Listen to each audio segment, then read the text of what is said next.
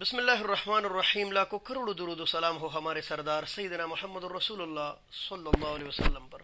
दोस्तों, एक अहम मसला डिस्कस कर रहा हूँ। बॉर्डर पर शदीद लड़ाई इस वक्त हो रही है।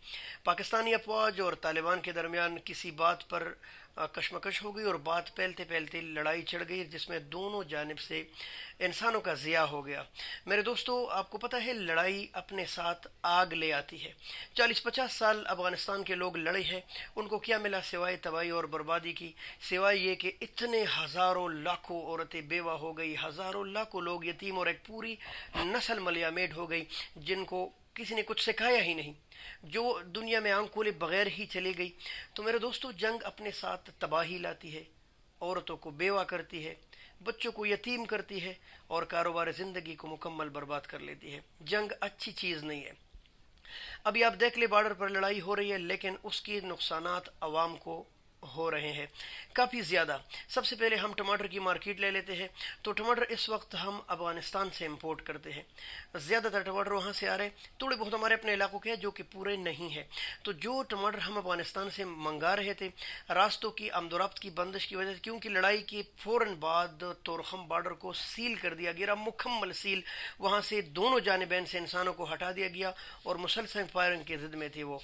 तो वो अब टमाटर के रेट क्या हुए कि कल से एकदम 1000 रुपये मार्केट रात को ऊपर चला गया और 25-26-2700 रुपये तक रेट चले गए, जो कि बहुत ज़्यादा रेट है। आम आवाम की दस्तरस में पहले ही बिजली के बिलों ने और इन चीज़ों ने इतना तंग किया है। अब आज सुबह जो रेट था 1000 रुपये दड़ी 200 रुपये किलो लगभग चल रहा था मार्केट। और मज़ीद अगर लड़ाई जारी रही और टमाटर और कम हो गए तो मज़ीद रेट बढ़ने के इम्कान है। तो दोस्तों, ये बहुत ज़्यादा तबाही और बर्बादी वाली बात है। बिल्कुल यही हालत वहाँ भी है। जो चीज़ें हम वहाँ इम्पोर्ट करते हैं उनके किल्लत की वजह से वहाँ वो भी काफ़ी ज़्यादा महंगे होने वाली है। वहाँ तो फिर भी चेक एंड बैलेंस का निज़ाम है। तालिबान ने इतना निज़ाम मुकर्रर किया है डंडे के ज़ोर पर कि लोगों को मुसलमान बने। यहाँ को कुछ भी निज़ाम नहीं है।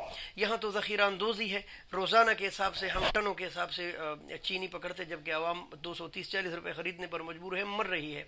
यहाँ कोई पुरसान हाल नहीं। यहाँ हमारे जनरल, कर्नल, जज, सियासतदान सब अपने गमों में मगन है, किसी को आवाम की परवाह नहीं। मैं अपनी बताऊं तो मेरे घर का एक बिल 28,000 आया, दूसरा बिल 41,000 आया, तीसरा बिल अभी हमारे गैस का बिल 9,000 रुपये आया, जो कि सरासर ज़्यादा थी। इसलिए है कि बिजली और बिल गैस है ही नहीं। खुदा की कसम, अभी भी कोई दोस्त कहे कि है तो मैं हाथ से पकड़कर उसको लेकर जाऊंगा कि आप मुझे जला कर दिखाएं। लोग मशीनों के ज़रिए गैस खींचते हैं, वो भी मशीन के ज़रिए नहीं खींच सकते क्योंकि है नहीं।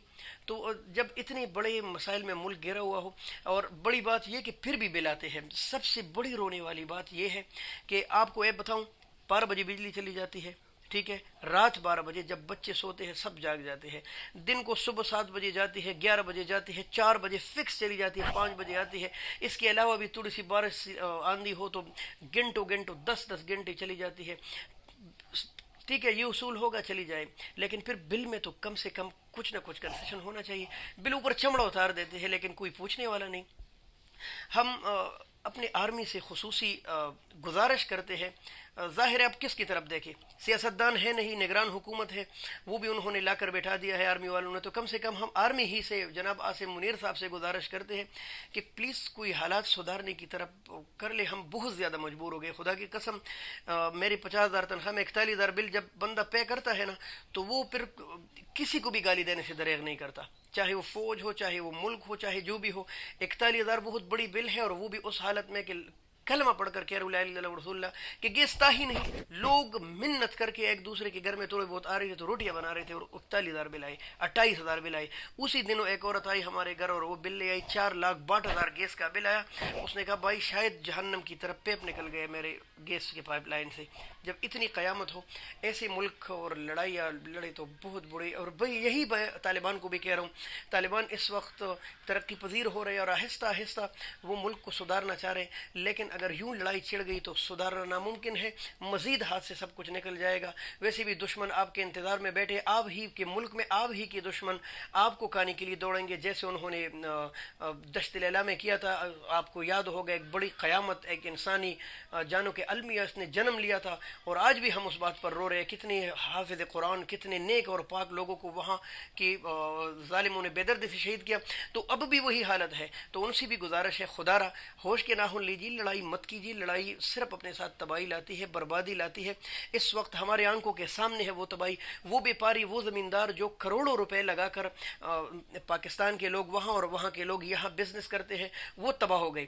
راستے کے اوپر, بارڈر کے اوپر 50-100 گاڑیاں کڑی ہے فروٹ اور ٹماٹر کی اور باقی چیزوں کی, تو وہ نہیں پہنچ سکتی. وہ راستے میں ہی خراب ہو گئی, راستے میں ہی برباد ہو گئی. تو آپ خود سوچیں ان کو کتنا بڑا نقصان ہوگا. وہ نہ پاک فوج کو دعا دے سکتے ہیں اور وہ نہ طالبان کو دعا دے سکتے ہیں اور نہ کبھی اچھا کہیں گے.